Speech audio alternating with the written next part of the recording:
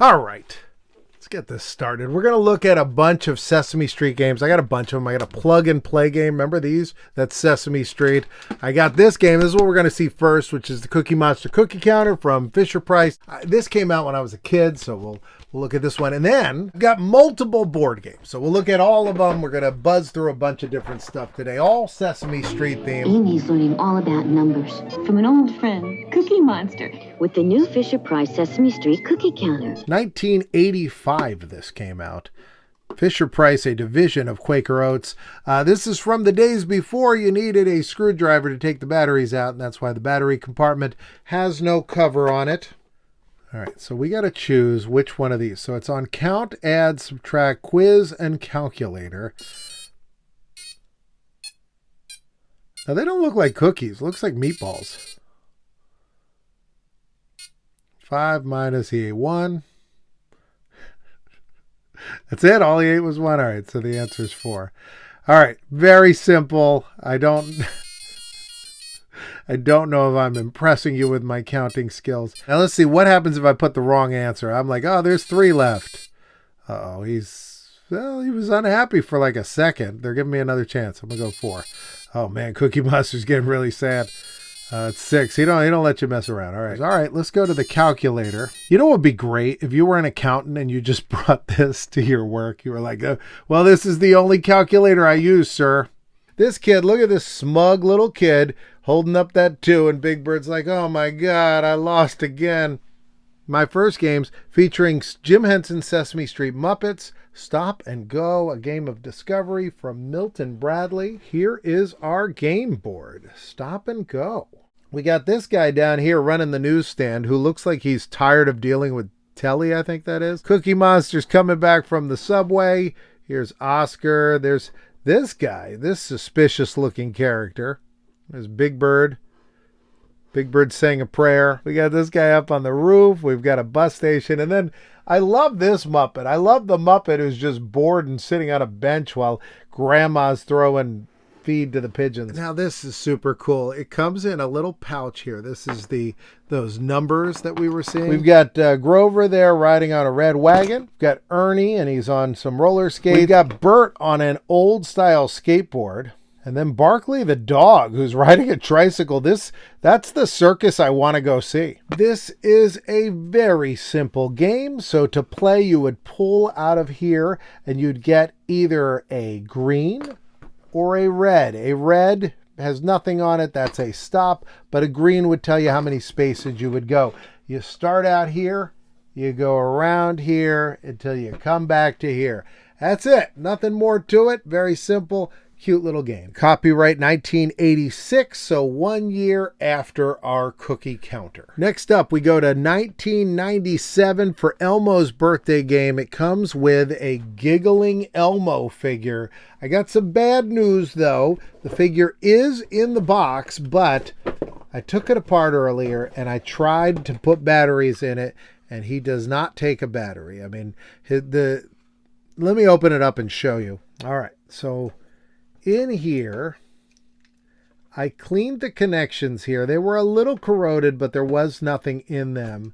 The battery, this should be glued on. It is not. And the connection works when you press down here. But I've tested it a bunch of different ways, even with fresh batteries. I checked all the connections. I think this thing is, I think it's too far gone. I don't think Elmo will ever giggle again. There's nothing funny to Elmo anymore. Here's the game board. I love it. I think it's very colorful. We've got Elmo footprints all over. And then there's Grover giving, I don't know if that's Little Bear or just a little bear. There's a fish over here. And Oscar the Grouch space. So there are pieces that we would set up on here. Let me show them to you. Ta-da! All right, so it's a fun little game. You got a spinner. You've got a bunch of different playing pieces. Your object is to get 3 of the presents and to get to the top step before Elmo gets to the bottom step. So you would be moving him as you played along, and Elmo would eventually get here and he'd be like, who's throwing a party for me? And you'd have to be like, oh my God, I'm sorry. But I love the artwork. I think it's super cool. I think it's great. Unfortunately, he doesn't giggle, but you could play this game without him giggling. There's the start.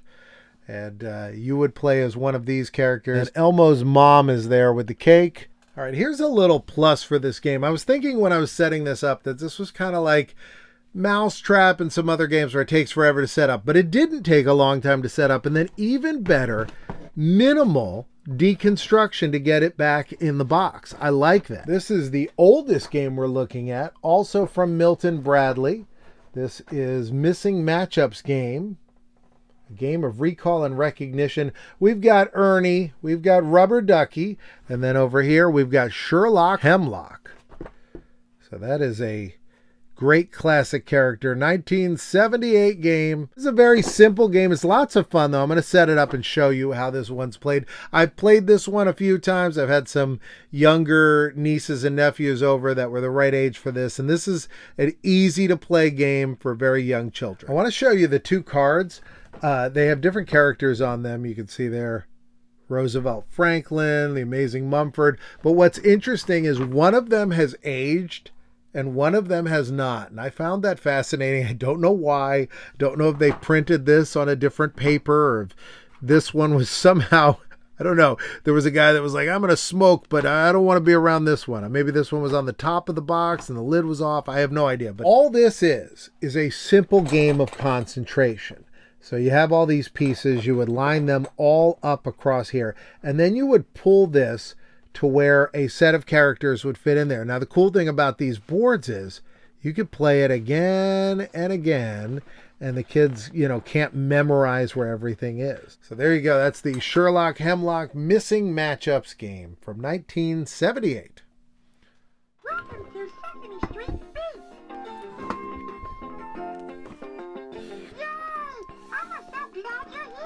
All right, so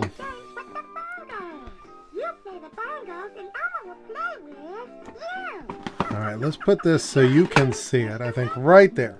When the circle is around the game you want to play, press the blue button. All right, so when we're ready, we're going to choose blue. Well, I'll go with these two. Make music with Bert and Ernie. Watch the yellow circle. When Okay. you see red in the circle, press the red button. When you see blue in the circle, press the blue button.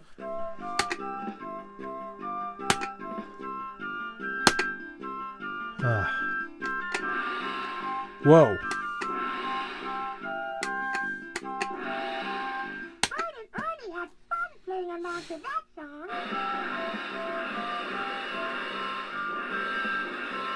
All right. Let's try the Big Bird game. To put the animals back in the pen. To help the sheep, press the red button. To help the pigs, press the blue button. I'm only going to help the sheep.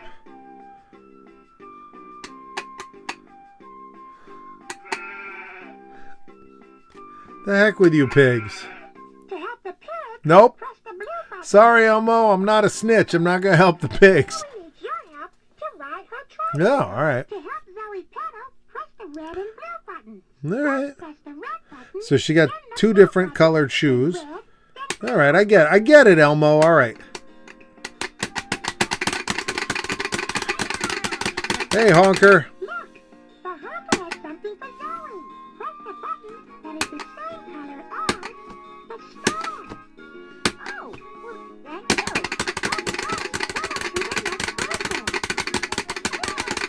you. I mean, I got to say, this is fun. The honker has something All right. for Zoe. I know. Press the button that is the same color as the star. Oh, well, thank you. All right, now, Pedal to the next honker. okay, so now I got to do the pedaling. What if I did it real slow? Okay. So if I do this, this is fun. Okay, I like this. Okay, it's not even just... Honker has something for Zoe. I was worried it was one of those where what I did didn't really matter, but The star. Oh, well, thank you. well, what if I just do this? To the next honker. Yeah, you got to go like this. What if I press the wrong button? That is the same color as the star. Help Zoe pedal. Yeah, Zoe left him in the dust. Oh, I love doing that. I'm going to do that every time. Yo, honker, what you got? Honker has something for Zoe. Press the button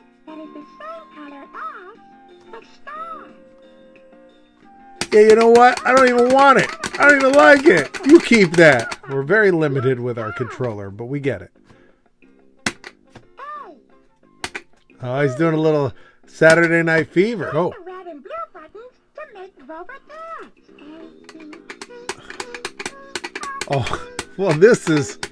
I gotta say, I didn't think this was so good, but now that I'm seeing Grover shake his butt. Yeah, twerk it up. Hey. If you enjoy these videos, think of joining Patreon because I'm sending out postcards to everybody on Patreon. Just $3 a month. You get a postcard in the mail from me every single month. Got lots of vintage postcards, digging up all kinds of theme park postcards. It's going to be a lot of fun. You sign up. You'll enjoy it. Be like Matthew, David, Chapin, Chris, Cheese God, Jessica, and Michael, and Awkward But Awesome. Join the club. All right, let me give these each a ranking as if you have a time machine to go back and get them. Okay, this I think is so limited with this. I thought it was kind of fun. The Ernie and Bert game I thought made sense with the drums. I really enjoyed making Zoe ride her bicycle. That was actually reminded me of that Nintendo. You gotta run, jump, faster, higher. The Nintendo Power Pad puts you in total control. But still, I don't think this makes any sense. Like, this is a silly controller. I don't know why they did it. They're cute little Muppet games, but no, I don't recommend that you go back in time and secure yourself one of these. It's a calculator, but I feel like with today's smartphones, you don't need yourself a cookie counter, the Fisher-Price cookie counter. Also, if you have a time machine, you go back to 1985, pick up something else. You don't need this. If you have a time machine and you're going back to 1997, I recommend the Elmo's birthday game. You'll get to hear Elmo giggle, and this I thought looked very cute when it was set up, and it seemed like a lot of fun. However, I don't recommend that you go back and get the stop and go game. This game, very simple. I bet it could be fun if you're playing with some really fun family members, but no need. There are other games. You're in a time machine. Go do other things. Finally, we get the Missing Matchups game from the 70s. If you got a time machine, I think you should get this because I think Concentration, the memory game, is simple and fun always. Doesn't matter how old you get or how young you are. This is fun, and so this is just a different way to do it, and you get to see Sherlock Hemlock. So this one, get your time machine, set your coordinates to 1978, and you pick up this. Well, that's going to do it for this one. We learned something, I think. We played a lot of games.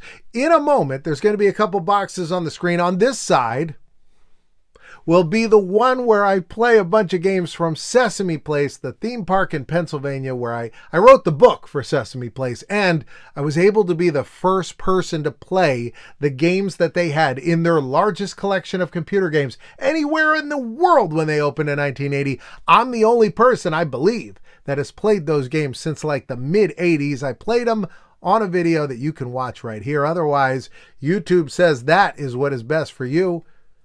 And I'll see you next time.